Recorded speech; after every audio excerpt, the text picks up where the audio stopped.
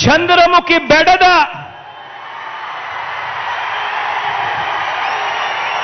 Chandramukhi cinema చూసారా?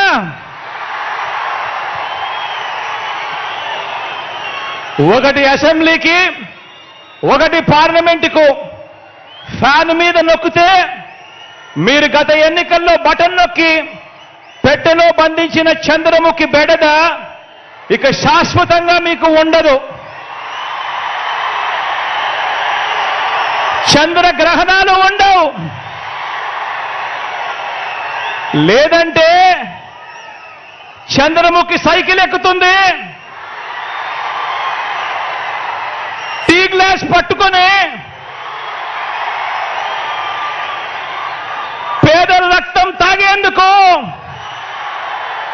లకలక అంటూ ఇంటింటికి వచ్చి అబద్ధాలతో మోసాలతో ఒక డ్రాకులా మాదిరిగా మీ తలుపు తడుతుంది. గడప గడపలోనూ కూడా, ప్రతి ఇంట్లోనూ కూడా ఆ ప్రతి అక్క చెల్లెమ్మకు చెప్పండి, ఆ ప్రతి అవ్వాతాతకు చెప్పండి, ఆ ప్రతి అన్నతమ్ముడికి చెప్పండి. మరో విషయం కూడా మీరు గమనించండి, మరో విషయం కూడా గమనించండి.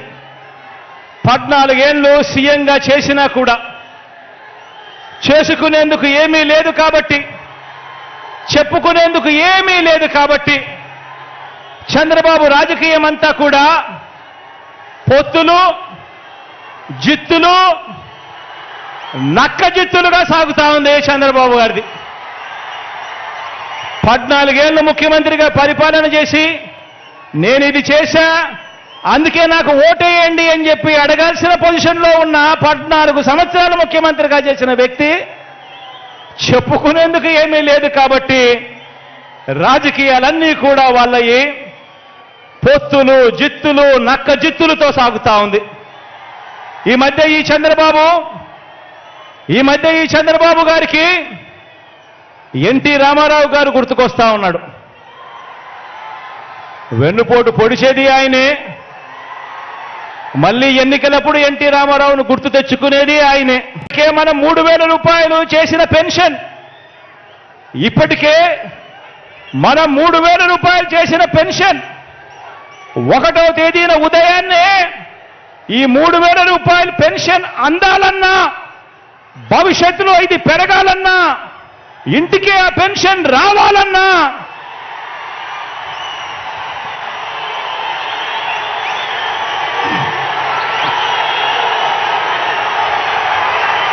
ఇప్పటికే మనం 3000 చేసిన పెన్షన్ 1వ తేదీ ఉదయాన్నే అందాలన్నా, భవిష్యత్తులో పెరగాలన్నా, ఇంటికి ఆ పెన్షన్ రావాలన్నా మీ ఊరికే మీ ఇంటికే వైద్యం అందాలన్నా, వైద్యం కోసం ఏ పేదవాడు కూడా అప్పుల పాలయ్యే పరిస్థితి రాకూడదన్నా అది మనందరి ప్రభుత్వం, మీ బిడ్డ ప్రభుత్వం మాత్రమే ఆ పని చేయగలదు అని ఇంటింటికి వెళ్ళి చెప్పండి అని అడుగుతా ఉన్నాను ఈ సందర్భంగా. ఇది జరగాలి అనంటే ఇందుకోసం మన అవ్వాతాతలు, వికలాంగులు, వితంతువులు, వైద్య సేవలు పొందుతున్నవారు, ఇలా పెన్షన్లు అందుకుంటా ఉన్న ప్రతి ఒక్కరూ ప్రతి ఇంట్లో నుంచి కూడా స్టార్ క్యాంపెయినర్లుగా బయటికి రావాలి అని చెప్పండి. ప్రతి ఇంట్లో నుంచి ఆ ప్రతి అవ్వ, ప్రతి తాత, పెన్షన్ అందుకుంటా ఉన్న ప్రతి వితంతు అక్క చెల్లెమ్మ, పెన్షన్ అందుకా ఉన్న ప్రతి వికలాంగ సోదరుడు, అనారోగ్యంతో బాధపడతా ఉన్న వీరంతా కూడా స్టార్ క్యాంపెయినర్లుగా రావాలి. బయటకు వచ్చి ప్రతి ఒక్కరూ కూడా కనీసం ఒక 100 మందితో ఈ జరుగుతా ఉన్న మంచి గురించి చెప్పాలి. చెప్పి ఆ జరుగుతా ఉన్న మంచిని కొనసాగాలేనంటే జగనన్న ఉంటేనే సాధ్యము అని చెప్పి ప్రతి ఇంటికి వెళ్ళి చెప్పాలి. డాక్టర్ అవ్వండి, మీరు ఇంజనీర్ అవ్వండి, మీరు ఎంబీఏ చదవండి, మీరు ఎంసీఏ చేయండి, మీరు ఏది కావాలంటే అది చదవండి, ప్రభుత్వమే ఉచితంగా చదివిస్తుంది. ఉంది అన్నాడు రాజశేఖర రెడ్డి గారు. పోనీ ఆ ఫీజు రీయింబర్స్మెంట్ ఉందా? లేదు. ఇప్పుడు ఫీజు రీయింబర్స్మెంట్ లేదు.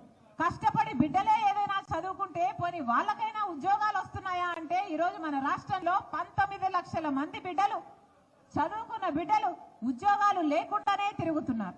యువత మొత్తం వలసపోతుంది. చిన్న చిన్న ఉద్యోగాలు చేసుకోవడానికి పక్క రాష్ట్రాలకో పక్క ఊర్లకో పోతుంది. ఆఖరికి మన రాష్ట్రం అసలు యువత లేని రాష్ట్రంగా మిగిలిపోతుంది. ఎందుకంటే యువతకు ఇక్కడ ఉద్యోగ అవకాశాలు లేవు కాబట్టి. పట్టుమని 10 కొత్త పెద్ద పరిశ్రమలు వచ్చినా మన బిడ్డలకు ఉద్యోగాలు వచ్చును, అది కూడా రాలేదు. మరి యువత ఏం చూసుకొని బ్రతకాలి ఇక్కడ? అందుకే చెప్తున్నాం, ఇవన్నీ పరిస్థితులు మారాలి. రాజశేఖర రెడ్డి గారు ఉన్నప్పుడు రైతులకు రుణమాఫీ అయింది. రాజశేఖర రెడ్డి గారు ఉన్నప్పుడు రైతులకి పెద్ద పీట వేశాడు. వ్యవసాయము పండగ అయింది. ఇప్పుడు ఉందా పరిస్థితి? ఇప్పుడైతే అసలు అప్పు లేని రైతు లేడమ్మా అంటున్నారు నాతో. అసలు వ్యవసాయం దండగా అని, అసలు వ్యవసాయం పంటలేసుకోవడం కూడా చాలా చోట్ల మానేసామంటున్నారు. రాజశేఖర రెడ్డి గారు జలయజ్ఞంలో పెద్దపీట వేసి ఎన్నో ప్రాజెక్టులు ఆయన అంత కోరికగా అన్ని నీళ్లు అంత ఆయకట్టును పెంచితే కనీసం తర్వాత వచ్చిన చంద్రబాబు గారైనా ఇప్పుడున్న జగనన్న గారైనా కనీసం ఆ ప్రాజెక్టులు మెయింటెనెన్స్ కూడా చేయడం లేదు. ఈరోజు పొద్దున వెళ్ళాం ఒక ప్రాజెక్టుకి. ఆ ప్రాజెక్టుకి కనీసం సంవత్సరానికి 2 కోట్లు, ఇంకో సంవత్సరం 4 కోట్లు పెడితే పూర్తి మరమ్మతులు అయిపోయి, కానీ అవేమీ చేయకపోతే ఆ గేట్లు ఇరిగిపోయి ఆ గేట్లు ఆ నీళ్లలో తేలుకుంటూ పోతున్నాయి. అది ఈనాటి పరిస్థితి. మరి ఎవరిని ఉద్ధరించినట్టు? ప్రత్యేక హోదా వచ్చుంటే మన రాష్ట్రం ఎక్కడో ఉండేది. ఇప్పుడు ఎన్నికలు వచ్చాయి. ఇప్పుడు కూడా మనకు ప్రత్యేక హోదా ముఖ్యం కాకపోతే ఇంకొక 5 ఏళ్ళు మళ్ళీ మన రాష్ట్రం ఇలాగే ఇబ్బందులు పడాల్సి ఉంటుంది. అందుకే చెప్తున్నా, ఇప్పుడు గనక మనం మేలుకోకపోతే, ఇప్పుడు గనక మనం పని చేయకపోతే, ఇప్పుడు మళ్ళీ మన జీవితాలను, మన తల రాతలను మార్చే విధంగా మనం నిర్ణయాలు తీసుకోకపోతే చరిత్రహీనులుగా మిగిలిపోతాం. అందుకే చెప్తున్నా, అందరము ఒక నిర్ణయం తీసుకోవాల్సిన అవసరం ఉంది. ఈరోజు రాజశేఖర రెడ్డి బిడ్డ ఆంధ్రప్రదేశ్ లో రాజకీయాలు చేస్తుంది అంటే ఎందుకు చేస్తుంది? ఎందుకంటే ఇది నా పుట్టిల్లు కాబట్టి. ఎందుకంటే ఇక్కడ రాజశేఖర రెడ్డి గారి బిడ్డగా నాకు ఒక బాధ్యత ఉంది, ఒక భారం ఉంది కాబట్టి. ఎందుకంటే ఇక్కడ ప్రత్యేక హోదా రాలేదు, పోలవరం రాలేదు, రాజధాని రాలేదు.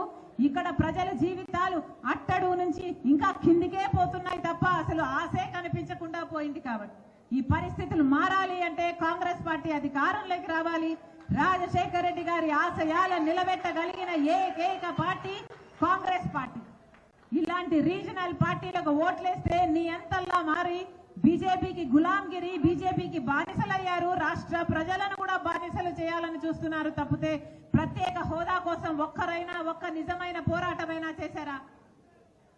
రాహుల్ గాంధీ గారు చెప్పారు, నేను ప్రధానమంత్రి అయిన రోజున మొట్టమొదటి సంతకం ఆంధ్రప్రదేశ్ కు చెందిన ప్రత్యేక హోదా ఫైలు మీద పెడతాను అని. మనకు ప్రత్యేక హోదా కావాలి అంటే కాంగ్రెస్ పార్టీ అధికారంలోకి రావాలి. మనకు పోలవరం ప్రాజెక్టు కావాలి అంటే కాంగ్రెస్ పార్టీ అధికారంలోకి రావాలి. మనకు విశాఖ స్టీలు నిలబడాలి అంటే కాంగ్రెస్ పార్టీ అధికారంలోకి రావాలి. మనకు ఏ మేలు జరగాలన్నా, మనకు రాజధాని కావాలన్నా, మన బిడ్డలకు ఉద్యోగాలు కావాలన్నా, మన వ్యవసాయం, మన రైతులు మళ్ళీ బ్రతకాలన్నా, మనకు ప్రత్యేక హోదా కావాలన్నా, ఇవన్నీ జరగాలంటే కాంగ్రెస్ పార్టీ అధికారంలోకి రావాలి. బీజేపీకి ఊడిగలు చేసే